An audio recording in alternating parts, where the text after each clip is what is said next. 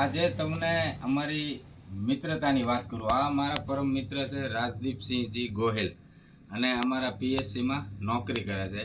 અમે બંને મિત્રો ઘણા વર્ષોથી માનો ને કે 1999માં સાથે ભણતા, ધોરણ 8માં સિંહોર એલડી મુની હાઈસ્કૂલમાં. આ ક્લાસનો ટોપર વિદ્યાર્થી અમારો મોનિટર અને હું ક્લાસનો ઠોઠમાં ઠોઠ વિદ્યાર્થી એમ.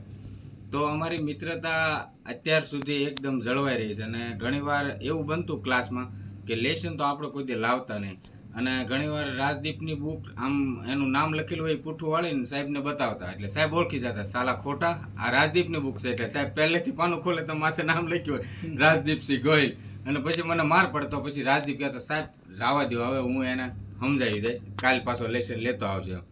તો અમારી મિત્રતા આવી છે અને ભગવાનની દયાથી એકદમ ખાધે પીધે સુખી છે. જમીનનો સહારો છે, નોકરી સારી છે, અને આપણે પરિસ્થિતિ સામાન્ય છે. છતાં પણ આ એક ઠોઠ વિદ્યાર્થી અને એક હોશિયાર વિદ્યાર્થીની મિત્રતા વર્ષોથી આવીને આવી છે એમ. અને કાલે અમારી ઉમા ગાય વિયાણી, તો રાજદીપ અમારી બાજુમાં જ નોકરી કરે છે. તો મેં કીધું એલા છોકરા વાટું ખીરું તું ભાઈ લઈ જાય. આજે ખીરું લેવા આવ્યો છે. અમારું ઘી પણ કાયમ ખાય છે, અને એની હારી તો બાજીનું 3000 રૂપિયાનો કિલો ભાવ લઉં છું કે આ રટિયા લાય, ભગવાને ઘણું બધું દીધું છે, ગામ પા નથી લેવાના, પણ તું તો મિત્ર છો એટલે એની પાસેથી હું 3000 રૂપિયા કિલોના ભાવ લઉં છું. ને પ્રેમથી દાંત કાઢતા કાઢતા આપી દેતો હોય છે. તો કે મિત્રતા હંમેશા છે ને આવી હોય છે. મિત્રતામાં કાયમ પૈસાને કે એની પોસ્ટને પ્રાધાન્ય નથી અપાતું, પણ મિત્રતા તો હૃદયના ભાવથી હોય છે.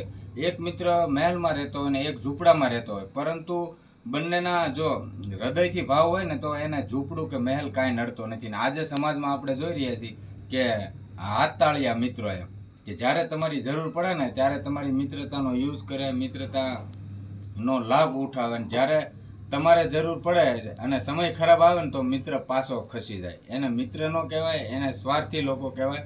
તો મિત્રો, અમારી આવી સ્ટોરી છે મિત્રતાની.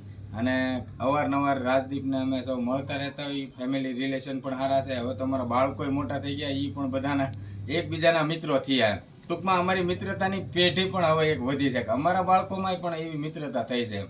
તો મિત્રતા હંમેશા મિત્રો આવી રાખવી, નકર રાખવી નહીં. અને ભલામણા ઈશ્વરે મિત્રતા એવી એક વસ્તુ આપી છે કે દુનિયામાં તમે કોઈની પાસે તમારી સમસ્યાનો ઉકેલ ન લાવી શકો, કે તમારી સમસ્યાનું સમાધાન ન કરી શકો. આપણા ઘરના પરિવાર, સગા સંબંધીઓને આપણે વાત ન કરી શકીએ ને, એ વાત આપણે આપણા મિત્રને કરતા હોઈએ છીએ. તો કે મિત્રતાનો આવો પવિત્ર સંબંધ છે, તો આવી મિત્રતા કાયમ રાખવી, લે ભાગુવાળી મિત્રતા ન રાખવી. બાકી આવા દુનિયામાં ઘણા બધા મિત્રો મળતા હોય એમ. તો બસ ખૂબ ખૂબ આનંદ છે ને અમે અમારી મિત્રતાથી ખૂબ રાજી છીએ. અને રાજદીપ પણ અમારો બહુ મોજીલો મિત્ર છે, અને ગમે ત્યારે મારે કાંઈ પણ જરૂરિયાત હોય તો એ ઊભો રહે એવો મિત્ર છે. એટલે મિત્રતા રાખવી તો મિત્રો આવી રાખવી, નકર રાખવી નહીં.